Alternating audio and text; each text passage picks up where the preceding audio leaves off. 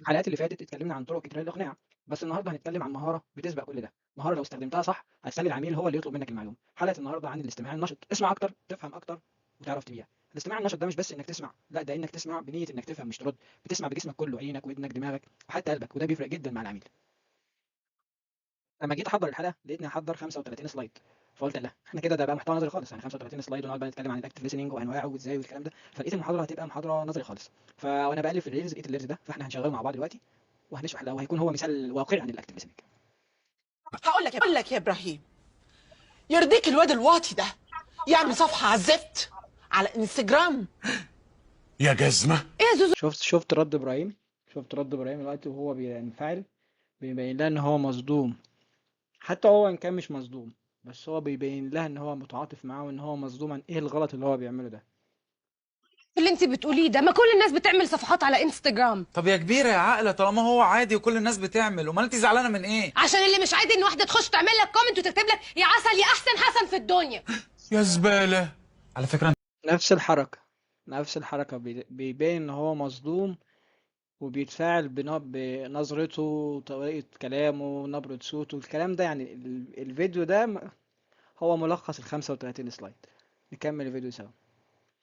في حاجة مسقطينها، بس انا ممثل ليا معجبين، اكيد مش همنع كل الناس انها تكتب لي كومنتات يعني، ولا انت عايزة تاخديني من جمهوري؟ لا ما هو مش طبيعي برضو ان انت تخش تعمل لها لاف على الكومنت. عمل لها لف. عمل لها لاف. يا حيوان. هو انت عايز تشتمني وخلاص؟ ده ظلم على فكرة، عشان انا بعمل لكل الكومنتات. وبرضه لما هو بتقول عمل لها لاف، هو عاد الكلمة اللي هي قالتها عمل لها لاف، بس بطريقة الكلام اللي هو عادها بيها لها معنى تاني. يعني هي لما قالت عمل لها لاف لها معنى، انت حسيتها وانت بتتفرج على الفيديو معنى تاني، لكن لما هو ان هي عادي اصلا عمل لها لاف ده ان هي عادي، لكن لما هو رد فعله عمل لها لاف بالاسلوب بتاعه، لا ده بقت جريمه. فهو ده الاكتف ليسننج، هو ده المطلوب منك وانت بتتواصل مع العميل، انك تحسسه ان هو عنده مشكله لازم يحلها دلوقتي بالاكتف ليسننج، وانك تحسسه برضه انك خايف عليه، انك متعاطف معاه، انك حاسس بيه. كل ده بيفرق جدا في قرار الشراء عند العميل. نكمل الفيديو. عندي لاف. بس انت ما عملتليش لغه الكومنت بتاعي. اتفضل. شايف ان ده مناسب للقصة دي؟ يا سيدي الف شكر على الكومنت بتاعك، هبص. يلا شوف بقى. تكمله الفيديو هتبقى عادي، مش هيبقى فيها حاجه عن الاكتف ليسننج. هو الفيديو ده تقريبا دقيقه، هي الدقيقه ديت ملخص ال 35 سلايد اللي كانوا عاملين عن الاكتف ليسننج. وانا هحاول الخصهم لك. لما تيجي تعمل، يعني انت لما تيجي تتكلم مع حد اللي قدامك ده وانت قاعد بتتكلم معاه وهو ماسك فيس، هو قاعد كده ما لا بيتحرك ولا بيستجيب معاك، وانت قاعد حاسس انك بتكلم نفسك، فطبيعي انت هتتفق منه اصلا، مش يا اما مش هتكمل كلام معاه يا اما هتسيبه وتمشي. فانت لازم وانت بتتفاعل مع العميل لازم تبقى تحسسه انك مهتم. ما ينفعش مثلا تبقى ماسك قاعد بتلعب على الكمبيوتر او ماسك التليفون في ايدك او قاعد بتكلم التليفون. لا، العميل لما جه لازم كل ده تبقى انت خلاص، انت العميل دخلك فانت العميل بس تتعامل مع العميل بس، مش اي مشتتات تانيه ما تبقاش موجوده، لان ده بيأثر جدا على الاكتف listening. بجانب كمان ان انت حاجات ما انت بيحسسه انك قاعد بتسمع. يعني هو مثلا هو قاعد بيشرح، ممكن تقول له بعد اذنك دي يعني ايه، ما اناش فاهمها عيدها لي، تحسسه انك اصلا متابع في نقطه مش فاهمها فهو بيشرحها لك.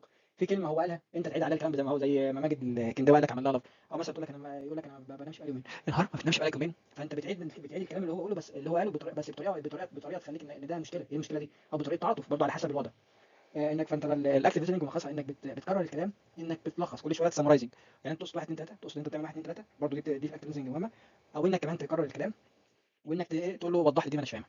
تقريبا دي اهم الحاجات موجوده في الاكتف ليسننج اللي انت لو عملتها هتفرق معاك جدا في البيع. وخلي بالك انت، يعني احنا الحاجات اللي احنا اتعلمناها قبل كده ان 1 زائد 1 بيساوي 2، لكن في البيع ده مش علوم. يعني العلوم دي بقى في علوم طبيعيه وعلوم انسانيه. احنا في العلوم الطبيعيه سواء هندسه صيدله بشري، احنا بنتعلم حاجات موجوده 1 زائد 1 بيساوي 2، انما العلوم الانسانيه 1 زائد 1 مش بيساوي 2، لا ده هي على حسب كل حاجه، على حسب الموقف اللي قدامك، وعلى حسب الشخص اللي هو بيتكلم، على حسب الشخص اللي هيستقبل، على حسب الوضع نفسه هل يسمع ولا ما يسمعش. وبرده في نقطه تتنوع عنها، وانت كمان بتتفاعل مع العميل المفروض انك تبقى انت في تواصل بينك وبين العميل، فتبص على العميل فين. هي دي المنطقه اللي انت يبقى هي دي بحسك المنطقه الواحد. اللي انت ينفع تبص فيها في العميل، دي المنطقه اللي انت لازم تركز عليها فوق الاريا فوكس. دي المنطقه ما ينفعش تطلع فوق عشان اللي عامله شعرها كيرلي ولا مقطع شعرها، دي حاجه ما توصكش، ولا تنزل تحت تقعد تسبل لها، لا انت بتبص في المنطقه دي، هي دي المنطقه اللي مسموح ليك انك تبص فيها. فوق او تحت مش بتبقى كويسه وممكن يتاخد عنها انطباع سيء. لو عجبك المحتوى اعمل لايك وما تنساش تعمل فولو وتابعنا عشان بقيه الحلقات الجايه. بالتوفيق يا شباب.